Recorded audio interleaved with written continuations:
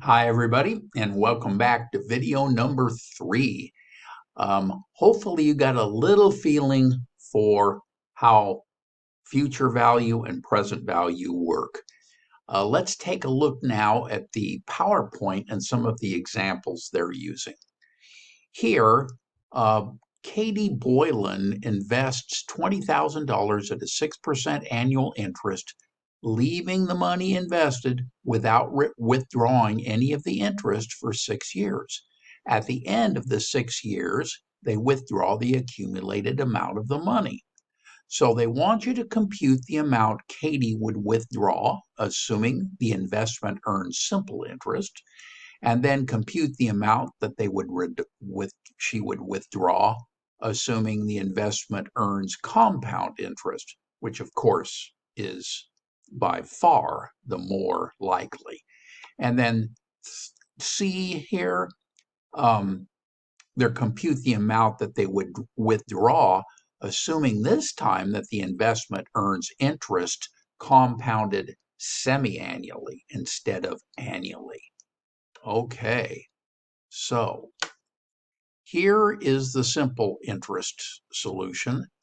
6% of $20,000 is $1,200. 1,200 times 6 is $7,200. Add that to the principal, we get $27,200.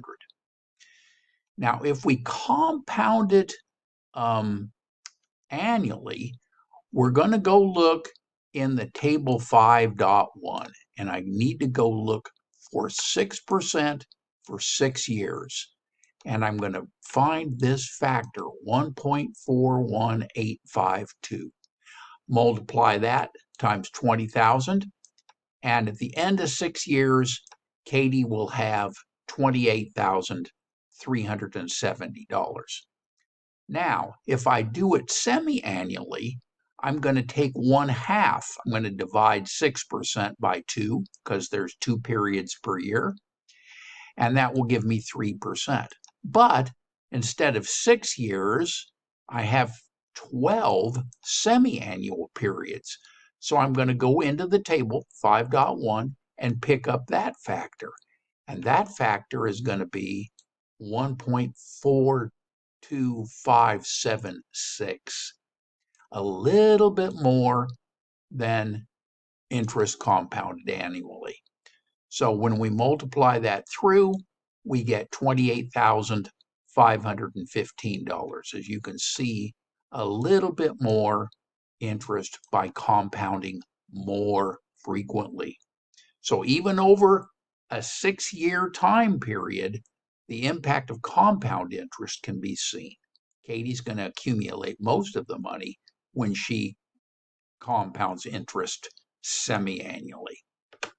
Okay, now we'll look at some more problems. Here is our fundamental variables. We need to know the rate of interest. We need to know the number of periods. We need to know the future value or the present value. We're going to solve here for the future value. So what we're going to do is a single sum problem. Then we can be solving for a future value or solving for a present value. All right, so again, the arithmetic is shown here. I think when you look at my Excel spreadsheet, it'll be far more easy to understand. At least it is for me. Okay, the value of a future date of a given amount invested, assuming compound interest, is shown. So what are we going to do here? Here, the Brugger Company invests $50,000 for 5 years, earning a compound annual interest rate of 6%. What is the value of that 5 years from now? So we're going to take the $50,000, and we can do it this way, which is the way I did it on the Excel spreadsheet, 1.06 times 1.065 times. And if I do that, I get 1.33823, or we look it up in the table. And if I look it up in the table, I'm going to find that exact same amount. I'm going to go look for 5 years, at 6%. I'll turn back. 6%, 5 years, 1.33823, and you'll find that in table 5.1. Okay, and if I multiply that then times the $50,000, I get what's shown here, the 66,912. Okay, so now here they want to determine the future value of 50,000 invested for 5 years compounded annually. So what table do we use? I think, as you know, it's going to be table 5.1 from now. And here's our 6% column. Here's what I just looked in the book to confirm. We get the 1.33823. And it gives us the same number here that we just calculated on the previous slide. Okay, let's take a look at another example. Amazon is going to deposit a huge $250 million with JP Morgan Chase Bank, my bank to be precise, at the beginning of 2025 as a commitment towards the construction of a second headquarter location to be completed December 31st, 2028. How much will Amazon have on deposit at the end of 4 years if the interest rate is 10%, compounded semi-annually? Okay, with a known present value and 8 compounding periods, that's 4 years, 2 periods per year, okay, at a 5%, which is half of 10%, right? You then can do the following calculation, and you can look this up in the book. Again, you'd look for 5% for 8 periods, or 1.05 times 1.05 times 1.058 times to the 8th power here. And that means at the end, you're going to have $369,365,000. Okay, and here is table 5.1 again under the 5% table. I just verified that in the book, and it is accurate and exactly how we would do it to calculate future value of a single sum. Okay. So now the present value of a single sum, we're going to look at this a little differently. That's going to be, as I showed in the Excel spreadsheet, we're going to have present value is going to be less than the future value. So in this case, you know the future value and you're solving for the present value of a single sum. So how do we do that? This time, we're going to do this just like I did. It's 1 divided by 1 plus the interest rate to the 5th power. So 1.08 times 1.08, 5 times, and then divide that into 1. And if you do that, just like I did in my Excel spreadsheet, you get 0.68058. And so here, I take that 73,466 and multiply it times this present value factor that you're going to find in table 5.2, and you'll get back to $50,000 that way. So if I go to the next table here, what table do we use? I just said table 5.2, right? So we look at table 5.2 here for 8%, 5 periods. And here is that factor. 5 periods, 8%. And I multiply this through, I get the $50,000 present value of that single sum. Okay, another example. Your rich uncle is giving you $2,000 for a trip to Europe when you graduate from college 3 years from now. He proposes to finance the trip by investing a sum of money now that will provide you with $2,000 upon your graduation. The only conditions are that you graduate and that you tell him how much to invest now.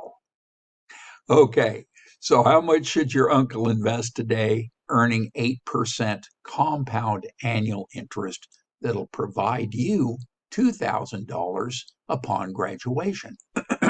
So that $2,000 is going to be your future value. What is the present value?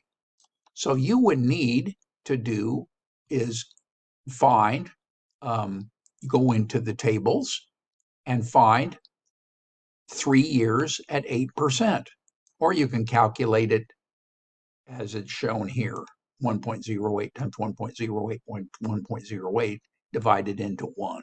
And if you do that, you get 0.79383 multiplied by $2,000.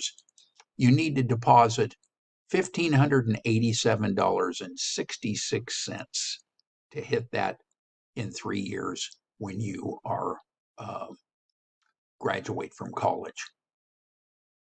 Okay, and again, I can go into the 8% table for 3 years here and get that same factor right off the tables and multiply it times 2,000 to get the same number we just did manually.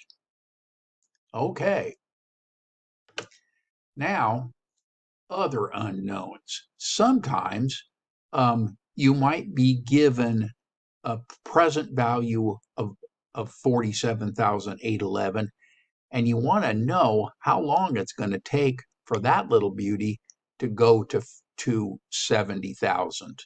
So the village of Somonuk, pardon my pronunciation, wants to accumulate $70,000 for the construction of a veterans monument in the town square.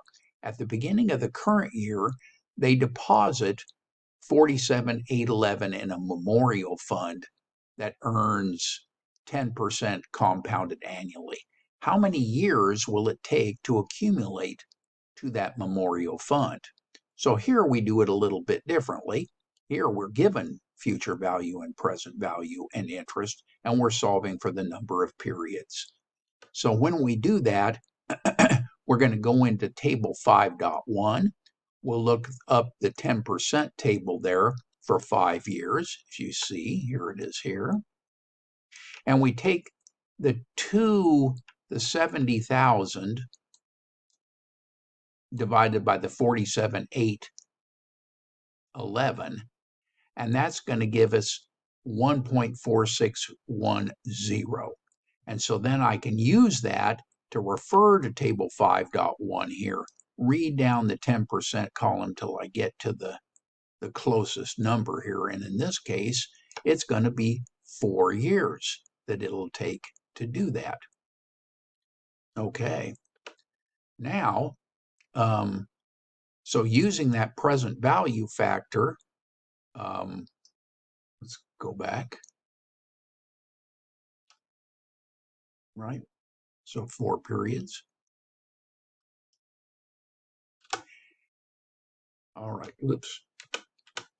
So now I can do it for going to pay into the present value of that in this table 5.2 here and do the reverse. I take the 47,811 divided by 70,000. That gives me the 0.6831. And it again tells me it's 4 periods. So either way will work. All right, that looks like a good place for us to stop this video. And when we return, we'll take a look at solving for interest rate. Until that time, bye for now.